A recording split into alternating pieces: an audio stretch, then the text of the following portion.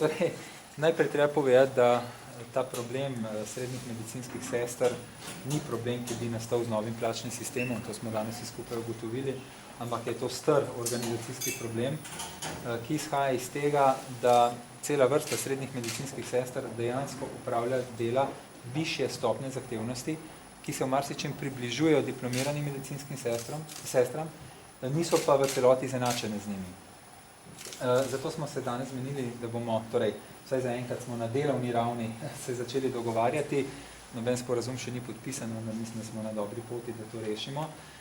Smo se dogovorili, da se delovna mesta srednjih medicinskih sester diferencirajo, tako kot v preteklosti žal niso bila diferencirana, da se vzpostavi sistem nacionalnih poklicnih kvalifikacij, ki bo omogočil, da sestre, ki imajo sicer srednješolsko izobrazbo, pridobijo dokazilo, nacionalno poklicno kvalifikacijo, da so usposobljene za zahtevnejša dela in da se seveda to plačilo potem tudi prizna.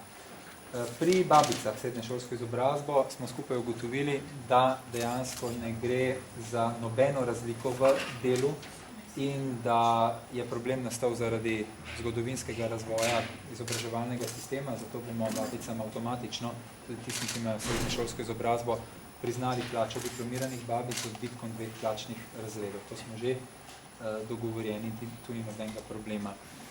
Glede preostalega, torej drugih srednjih sester, ki upravljajo zahtevnejša dela, pa bomo počakali na predlog sindikata in šli v čim prej v spremembo kolektivne pogodbe. Začasno bomo pa zadevo reševali, taka je naša ponudba z plačilom povečanega obsega dela. Absolutno, torej moram reči, da je nobenega dvoma, da se vladna stran strinja s tem, da tiste srednje sestre, ki upravljajo zahtevnejša dela, zlasti na intenzivni terapiji 3 in tudi sicer na intenzivni terapiji, da morajo biti plačane boljše in da je problem, ki ni od včeraj, ampak se vleče že dolgo vrsto let, potrebno rešiti. Čeprav ni nastal z novim plačnim sistemom. No, tako da samo treba se da zelo jasno povedati, ne gre za generalen dvig plač srednjim sestram, ampak gre preprosto za to, da se prvič v zgodovini prizna, da imamo v sistemu medicinske sestre, ki sicer imajo srednješolsko izobrazbo, vendar upravljajo dela višje stopnje zahtevnosti. To je pač nekaj, kar je novi plačni sistem, to je problem, ki obstaja že zelo dolgo časa in ga je novi plačni sistem samo pokazal, prišel je na plano s tem. Seveda, v zdravstvenih zavodih je treba težiti k temu, da se delo, ki je predvideno za diplomirane medicinske sestre, dejansko tudi dodeli diplomiranim medicinskim sestram. Vse ostalo je lahko kvečemu izjema.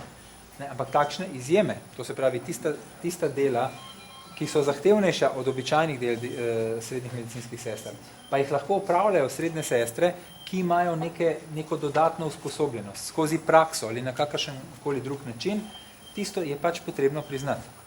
In sigurno, da bo v sistemu treba težiti k temu, da bo odstotek tega čim manjši.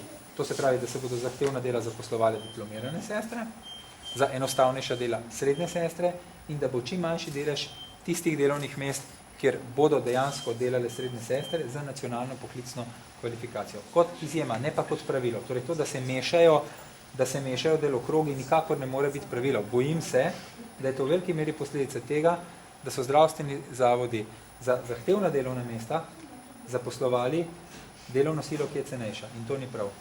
Če dovolite, lahko samo dopolnim, če dovolite, nesporno bo resorno ministrstvo moralo sprejeti minimalne kadrovske standarde, ki jih doslej na nek način ni slišalo, pa čeprav so v stroki, trdim, bili narejeni. Dejstvo je, da če ni normativa, če ni standarda, ki bi povedal, kaj in kdo in kako lahko opravlja posamezno delo, je nesporno, da seveda prihaja do izpostavitve tega, kar se je zdaj v zdravstveni negi jasno izpostavilo. Pa se vam zdi čudno, da pri sistematizaciji delovnih mest ministrstva niso sodelovala so pa seveda pri sestavljanju nove plačne reforme? To ne bo držalo, da To niso ne sodelovali. vzdrži, ne. Vsaj na ministrstvu za zdravstvo, recimo, od sredine avgusta. To pa ne bo držalo. Ministrstvo za zdravstvo je ustanovilo posebno delovno skupino, ki je, mislim, da odgovorila na cirka 300 vprašanj iz zdravstvenih zavodov glede priprave sistemizacije. Tako da so bili kar vključeni v pripravo sistemizacije. Mogoče malo pozno, ampak so bili vključeni. Jaz bi vprašala, da Ministrstvo za šolstvo je okoli 100 računovodij, ki je novi plačni sistem, podoben problem je kot pri sestrah. Ja. Kakšen je vaš komentar? To je v celoti prepuščeno ministru Zveru.